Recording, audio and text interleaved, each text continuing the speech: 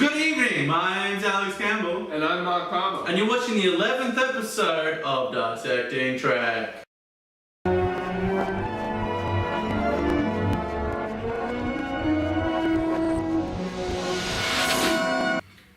So, we are reviewing the first episode of Star Trek The Next Generation. Encounter at Farpoint. The original series ran for 3 years, cancelled. It's like a 15-year hiatus. We got the original cast back in the feature films. In 20 years after Star Trek disappeared off the air, it was back on TV. Back and ready to go! Never disappeared in our hearts though, mate. No, it didn't. Even though we weren't born. We weren't born. But I still bloody felt it. So it seems weird now, but at the time there was actually some fan animosity towards a new cast, a new crew coming in. A lot of fans were apprehensive to see no Bones, no Spock, no Kirk. It's weird now because the Next Generation cast is such a famous, awesome, fan-loved cast. But at the time, yeah, a lot of people were like, I don't want to see Star Trek without Kirk or Spock. Yeah. What is this? Very single-minded. I think I probably just saw a lot of aggression for it being cancelled so prematurely. Yeah. I thought instead of bringing it back, even though they had the movies, they're still trying to restart, trying to rewrite. Yeah, redo it. They didn't want that. I'd like to say it's similar to what Discovery, but Discovery's garbage. Discovery or disgusting? You should watch carefully. So Gene Roddenberry wanted this pilot to be 1 hour, and the big execs at Paramount wanted him to do a 2-hour premiere. And I forget her name. I'll put it up here with a little ding. She wrote for the original series. She wrote the pilot, so it was all the Encounter at Farpoint stuff, the space jellyfish and introduction to the crew and stuff. And then, because they wanted a 2-hour, Gene eventually lost the argument. He was like, fine, I'll make it a 2-hour. Did it overnight, didn't he? Yeah, I think it was very breakneck speed. He added all the Q stuff, which, you know, Q was like one of the greatest characters in Star Trek history. And the only reason he came to be was because Paramount were like, no, it's got to be 2 hours.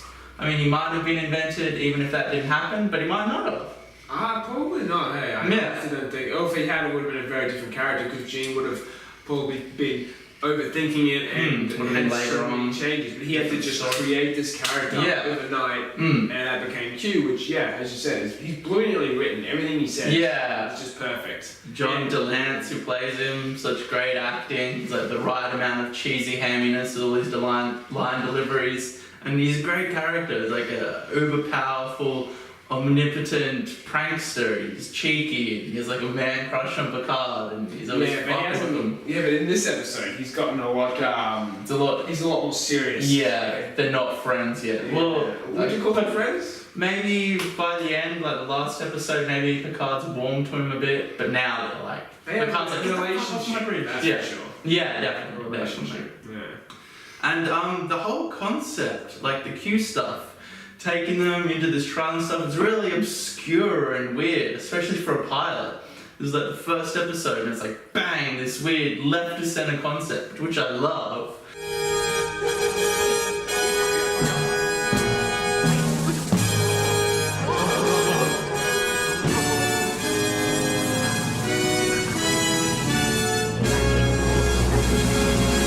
But it just seems really weird. Not to mention straight up showing exactly what the Enterprise can do with this separation. Yeah. Like, you'd expect them to have brought that out later down the track. Yeah, it's just in the first episode. Straight up. It doesn't happen that much. Galaxy-class starship can do. Yeah. Not much against an omnipotent being. Yeah, nothing. Go to yellow alert. Arm out photon torpedoes. Place them on ready status. Torpedoes ready, sir. So, I think a good pilot sets up the world, sets up the mythos, and sets up the characters. We obviously already had the world and all that from the original series. But this episode does a great job of setting up all our main characters. Like, straight off from the get-go, all the characters are pretty much the same. We know who they are, what motivates them, how they act, how they react. Picard is on point, he's Picard, Riker's Riker. Troy's a bit iffy. She's a bit weird. Although she changed up the whole bloody series, even her accent changed throughout the whole bloody series. By the end, she's just talking with a New Jersey accent and like Nemesis. or whatever New York accent, I know where she's from. But yeah, I guess, what's the actress name? Marina Spugadiz? I'll put her name up here with a ding. Ding, ding. I guess it's a pilot and she's finding her feet and figuring the character out. But yeah, it's not the Troy that we come to know later on. She's very miniskirt, cut off emotionally, yeah. And she's just said a onesie. She's not happy or anything, or like playing around. She's like, Captain, I feel nothing, or Captain, blah blah blah. Yeah, even like, sir, I feel happy. Like, yeah, the delivery is really weird. No, this is much more powerful, full of anger, hate. Toward us? No. It's directed down toward the old Bandy City. But yeah, all the characters are set up beautifully. Data, we know exactly who he is. Data's, I thought it was very interesting. There was multiple moments where you had someone meet Data and they were questioning about who he was. Yeah. When Riker was meeting him in the holodeck, how he's very cautious about working with And he says a Pinocchio thing, which is great. It just encapsulates the character. You had, and yeah, that gave you a better understanding into Data as well, which in the whole series, he never loses that. No, that is his fucking 7-season, 4-movie long arc, the Pinocchio thing. Yeah. And straight up the first episode, they know who he is and what he's doing. No, Pinocchio. Not to mention, great. When Picard's talking to him on the bridge, and you got when McCoy's talking to him, he's talking about being an android. Yeah. It's just, I thought that was really interesting because normally it's just like, here's this character, move on. You know? Give him some time to work through the character. Well, that does trouble me. Do you consider yourself superior to us? I am superior, sir, in many ways. But I would gladly give it up to be human. Nice to meet you, Pinocchio. Yeah, Picard and Riker's meeting too, where that was interesting. He wouldn't even look at Riker. Yeah, they're very tense from the get-go. Yeah, they don't know each other and they're trying to evaluate who they are. I mean, I think when I first saw the episode years ago, I thought Picard's just being a dick. But and now I'm thinking about it, he is basically setting boundaries. I'm your captain, you're my first officer. And he's testing him. He's like, alright, dock the top half of the ship into the bottom half. Yeah. How's it going? Go do this now. But that also made the crew have faith in Riker after they all looked at him and smiled and everything. Yeah. It was a nice moment. He was just being professional, and at that point they weren't friends. Exactly. And he's like, the children, make sure I don't make an ass of myself in front of the children. There's a great interview with Patrick Stewart, and he said, like Picard, I was much the same. I didn't really want to do a show with all these kids talking about Will Wheaton and stuff. So Stewart's exactly the same as Picard. He just doesn't want to see kids, doesn't like them. Shut up, Wesley! Yeah. Fucking Wesley. He's only in this episode for a little bit, but he's still annoying. But, while, a lot of the acting in this episode wasn't as good as later in the series, I felt the moment when we found out that Wesley was Dr. Crusher's son, the acting in Picard's face was just that was brilliant. Stuart, he remembered his father, you know? Your son. His name's Wesley. You last saw him years ago when...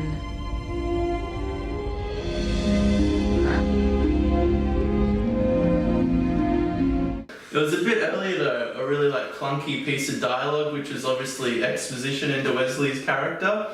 Beverly refers to Picard by his first name, and Riker's like, oh, you know Picard, personally. And then Wesley's just like, yeah, my dad's dead.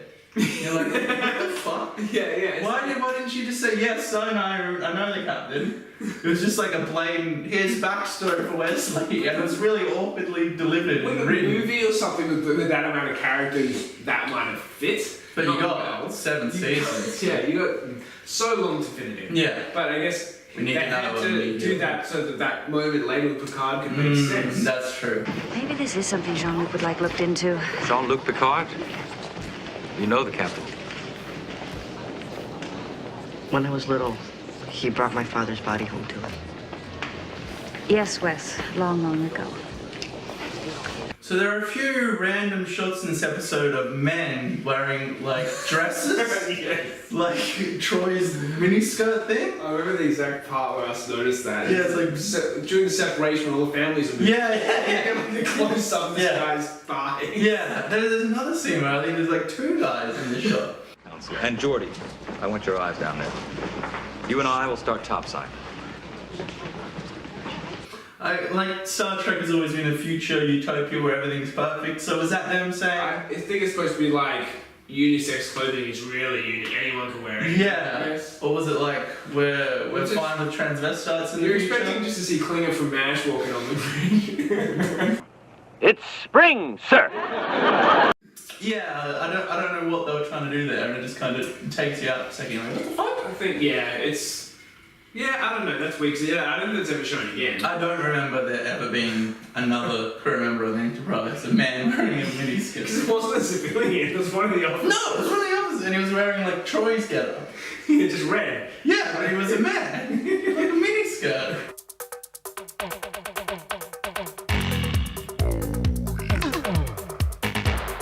I noticed too in the courtroom scene, there's a big fat guy with a beard, like a Dr. Harry Cooper hat, and it looks like George R. Martin. Really? Yeah. I didn't see that. It's not him, but I was like, hey, that's George R. Martin.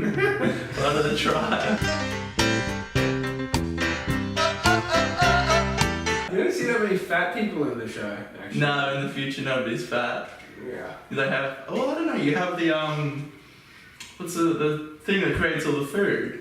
The replicator. Yeah, replicator. You'd think with it being able to replicate anything you want, Yeah. everyone Would be fat. Yeah. I think it does like do suggestions and stuff sometimes. I'm not. You can't have any more ice cream, mate. It's like a bartender. You'll cut off. You've had enough donuts, man. Have some celery. But like one thing that obviously Next Generation there's no issue, but if you ever watch Voyager, where the replication doesn't just replicate it out of anything. They have replicator rations in Voyager because they have to watch how much, and they have to stop in at places to get more energy because it uses a lot of the ship's energy or whatever. Yeah. So you couldn't just go and have a bloody chocolate sundae or whatever. Yeah. So I mean, imagine people on Earth. Oh, but there's not any currency, so they probably could just. Yeah. Do they have cafes? Although Crusher says put it on Dr. Crusher's charge. Yeah, there are some inconsistencies with that. This is a whole new world. It'd be hard to. Yeah, I mean, it's just the Earth and the Federation don't have currency like the Ferengi obviously doing stuff, so maybe They the still planet trade. Yeah, the planet they're on at Farpoint, maybe they still operate with currency and she acquired some to buy the quilt thing. But does the Federation have currency, or is it all the races in the Federation don't have currency? I don't know. Because I know on Deep Space Nine with the Ferengi bar, obviously the Starfleet officers still have to pay for their drinks. Yeah, so they would have to get currency somewhere. They're Latinum. Yeah. They use. So, I guess it's just on Earth. Maybe Starfleet tries to do it, but obviously there's scenarios where they can't. Yeah, I suppose they don't have. Well, that'd be alright though. You wouldn't have to spend any money at home. It's only when you go out. Yeah. Bring on future utopia Star Trek where we can all wear mini skirts. I'm waiting, counting down the days, mate. I just want to wear a miniskirt, but society says I can't. But Star Trek says I can. So I'm gonna a little tip of the hat, a little nod to the fans in this episode. A little. If you, there's a hat over there, there's a prop. If you just want to tip your hat at this moment. Where is that? It's on that sheet there. It's like my old fucking baseball cap I've had for 10 years. It's all fucked up. Right. So there's a little tip of the hat. Yeah. The fans in this episode. With DeForest Kelly doing a cameo as Bones.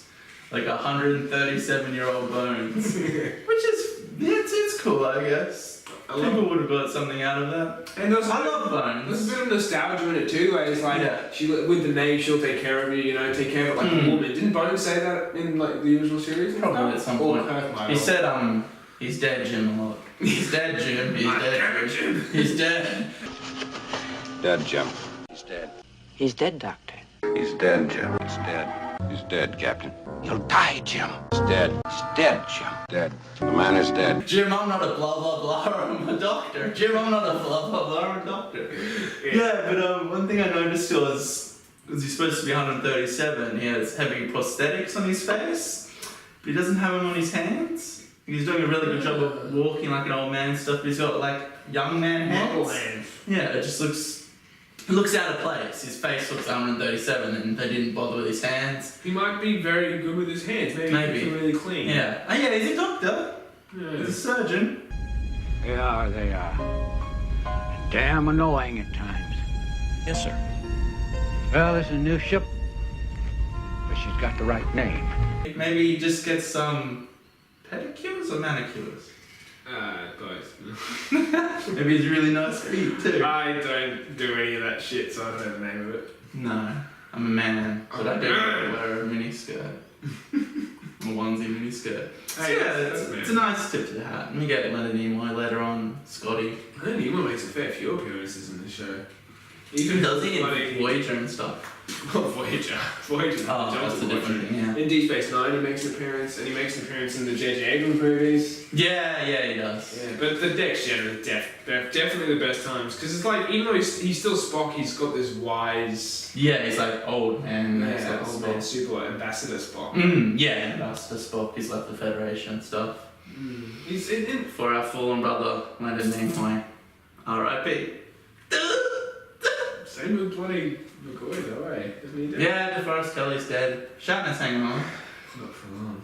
No, he's like 80. He looks pretty good for 80. He looks really good on the weight. Yeah, he's But even that, it could be a lot worse. He could be George R. Martin. He's only 60. Yeah, that guy's never finishing that. Yeah. Scotty's dead too, James Doohan. Still got Uhura. You know, we should have been listing all these and then being like, he's dead, Jim.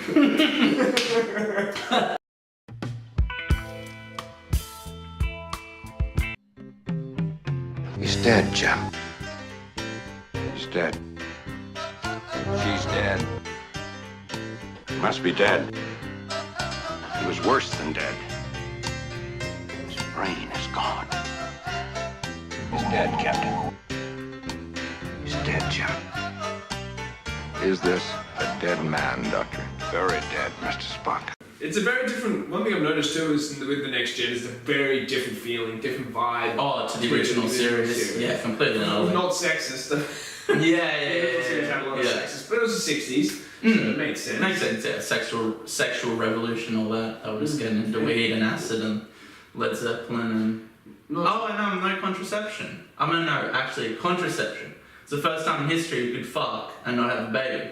Like, that's when contraception came in. Before then, in the 50s and 40s, it was like, you wanna fuck? We're gonna have a baby. Didn't they ever just hear it pulling out? Like... Yeah, I guess they could have. Or I guess the Greeks used, like, pigskin condoms and stuff. Yeah. But in the 60s, it was like the pill. Yeah. It's like, motherfucker, we can have sex now and not have a kid? Yeah! Can't get enough of your love, babe.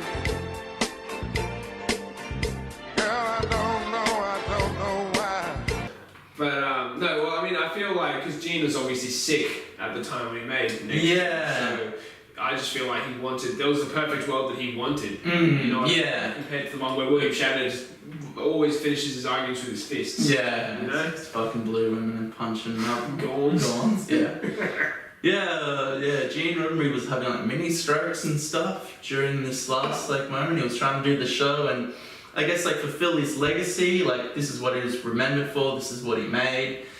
So he was trying to solidify that all and he was having all these mini strokes and freaking out. Because of that, he had to take a step back on a lot of it, which caused a lot of problems with all the writers and directors and blah blah. Yeah, but they really come together, Rick Berman and Donald D. After the first couple of seasons, Yeah, it found its feet about season 3, the first 2 seasons were a bit iffy. Yeah, I mean, even what was that old mate in that Chaos on the Bridge thing who brought the Borg into it? Yeah, the writer for Miami Vice knew nothing about sci-fi. Although that was the Borg arc. Oh yeah, that's a great plot device, an enemy that you can focus your attention on, so he had that. And he used Q to get to it. Yeah, that's a great episode too.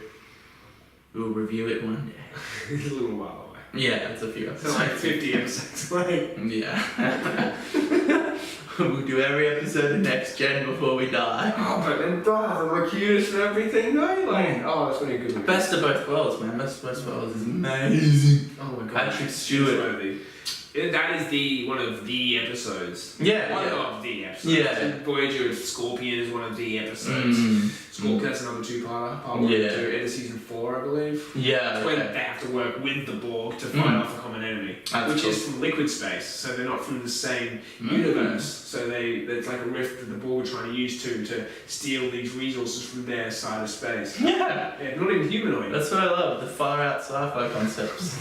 It's not just a fucking battle, it's not just ships shooting at other ships, it's like crazy, weird sci-fi concepts. Yeah. This omnipotent god grabs these people and teleports them into the past to put them on trial for the crimes against humanity straight up in the first 10 minutes. Past is our future. I know!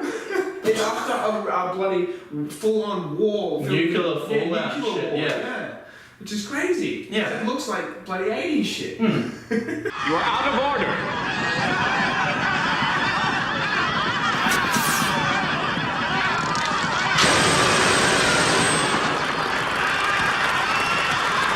So for me, I feel like the Q story and the Encounter at Farpoint story are kind of two indifferent things. And I don't know whether it's because I have the pre-knowledge that the Q thing was tacked on last minute, but they feel different and I don't know if they really gel well together. To me, it felt like a Dungeons and Dragons game. Yeah. Like he's getting a warning that something bad's going to happen. Yeah. You know, it felt, somewhat forced. But it was. Yeah, it was last minute, which is pretty crazy. But it wasn't so badly done that you couldn't... No, it wasn't horribly jarring. I think another problem is I really loved the Q aspect. I thought it was really interesting, different, really engaging. And then the Farpoint was just, it was average. Like at the end... would it have been average if you hadn't had Q in there? Yeah, maybe it was just because that great story's injected in there that the other part seems The end was good, like with the space aliens. Yeah, I don't know. I didn't feel any emotional response. To me, I felt of it as, you know, this is setting out like it isn't an sci-fi action. It is a discovery thing, and they're seeing another form of life that they didn't think was possible, and the awe on their faces made me feel like... It is setting up the tone of the show. Yeah, so you're not expecting space battles like the Romulans and all that. There's no space battles with them until like, what, season 5 or something? Yeah, well later on, yeah. But yeah, just, I don't know, I feel like maybe the Encounter at Farpoint aspect didn't have enough time put in, because... But it had more time than the Q side. I don't know, it didn't just be gel with me. Bad writing. Yeah, maybe. But I remember the moment where Picard's like, oh, they're mates, and they come up and have their space jellyfish moment, and it's got the music, and I was like, I don't give a fuck about these fucking jellyfish. Life's begun, nights are warm and the days are young.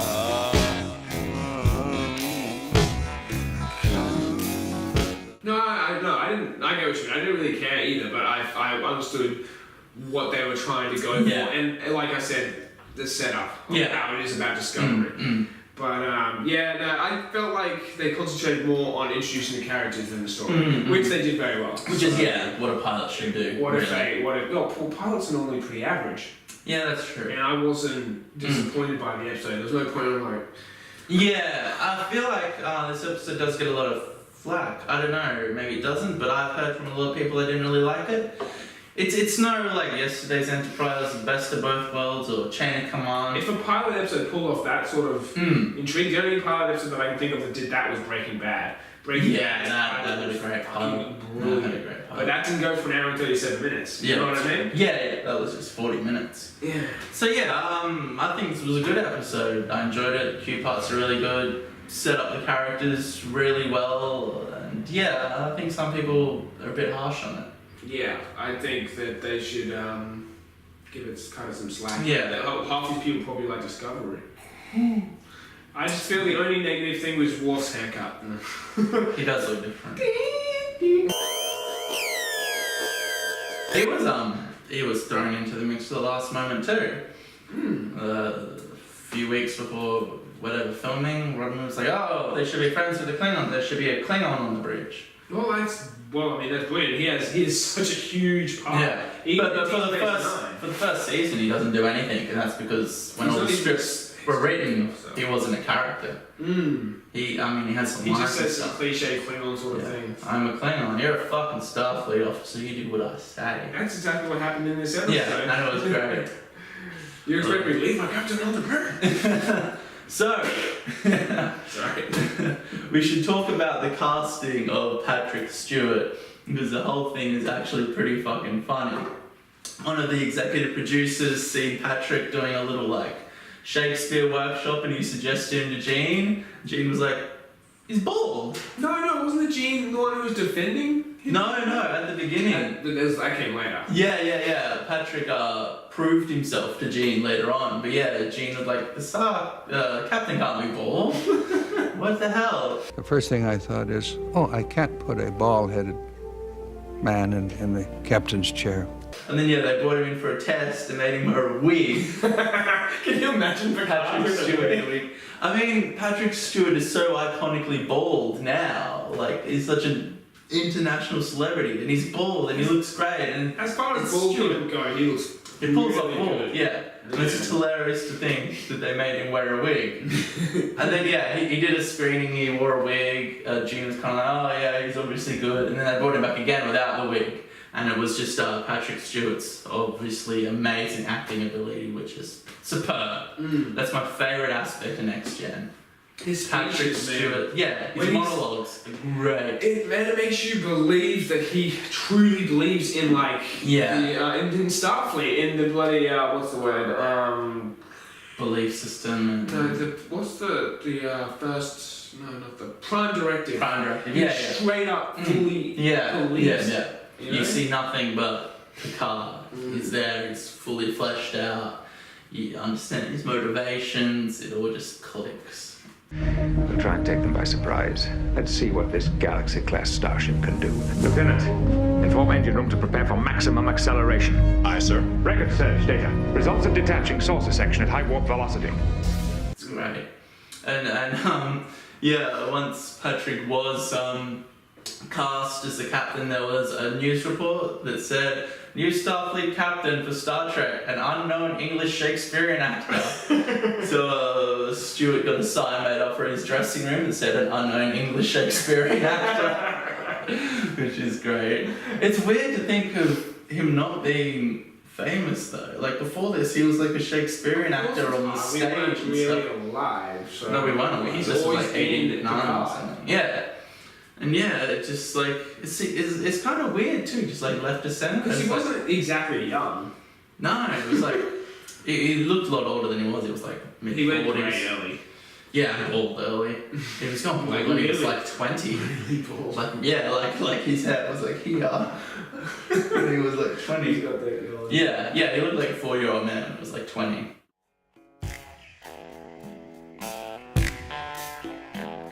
But was that thing that it's on the Castle Bridge thing about him being really super bloody serious? At the beginning, he was really dedicated to getting that role and working out all the scripts, and everyone was having fun, and he'd be cranky on get angry at them. Stop, calm down. This is a serious space adventure. Anyway, these space jellyfish. That's what makes a great sci-fi program work, though. If the people in it are taking it seriously. From far beyond the galaxies, I've journeyed to this place to study the behavior patterns of the human race. And I find them highly illogical.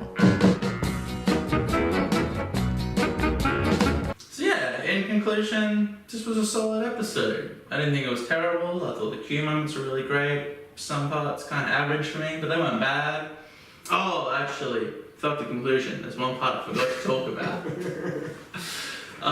When Riker comes into the ship, right? Picard says, we'll get you up to date on all the crazy happenstance happened. And he sits down in a room, and for a view screen, he watches the Q things transpire. but it's like the footage we've just watched. Yeah, so it's exact camera angles. As an audience? Yeah. It's like, how the fuck does that happen? Like, I'm pretty sure the Enterprise doesn't have cameras, because they never mention cameras later on. There are all these moments that could have been solved with, like, camera footage that just doesn't get brought up. Disappearing. Yeah. So whether all these cameras placed around the bridge that somebody sat down and edited into weird, like, cinematic angles and framed it properly and lit it and stuff. They could have just explained it to him. Yeah. It really broke the immersion at that point. I mean, most people would watch that and be like, that's fine. No, it's a show. But I was like, what the fuck? He's just watching the episode. Like, it might as well be like, damn, that's had the opening credits starring Patrick Stewart, right? He's just watching it. Thou art directed to return to thine own solar system immediately. Or thou shalt most certainly die. What the fuck? I could have accepted it better if it was one shot. Yeah. Like from afar, from say, the view screen. Yeah. Because obviously there's cameras, because the view screen's going to project onto the other that's ships. true, that's true. If it was a camera from there filming it, then sure, but that would have costed more money. Yeah, they would have had to refilm it from a different angle, but it would have been alright if it was just one angle filmed it, but it just really broke the emotion. I'm like, he's just watching the episode. After he watches that, he seems to understand everything that went on in the whole trial thing, which wasn't in that video. He watched the whole trial. They had video cameras at the trial. It's like, I get it all, but why was there a guy that looked like George R. R. Martin in the crowd?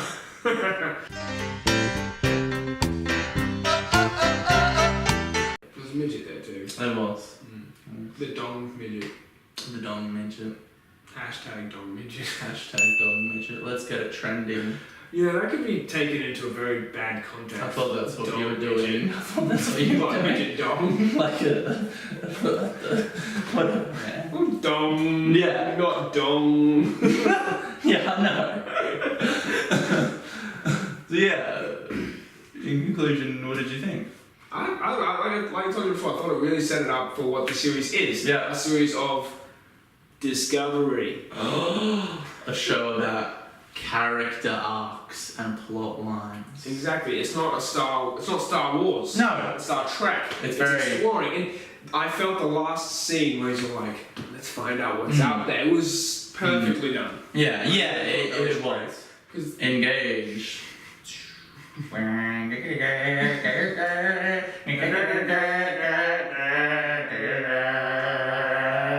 Yeah, thank you for watching. Remember to like, subscribe, and in the comments tell us how our opinions are null and void, and we're shit. Please.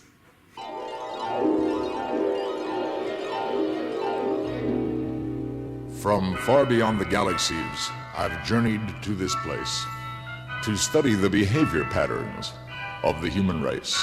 And I find them highly illogical.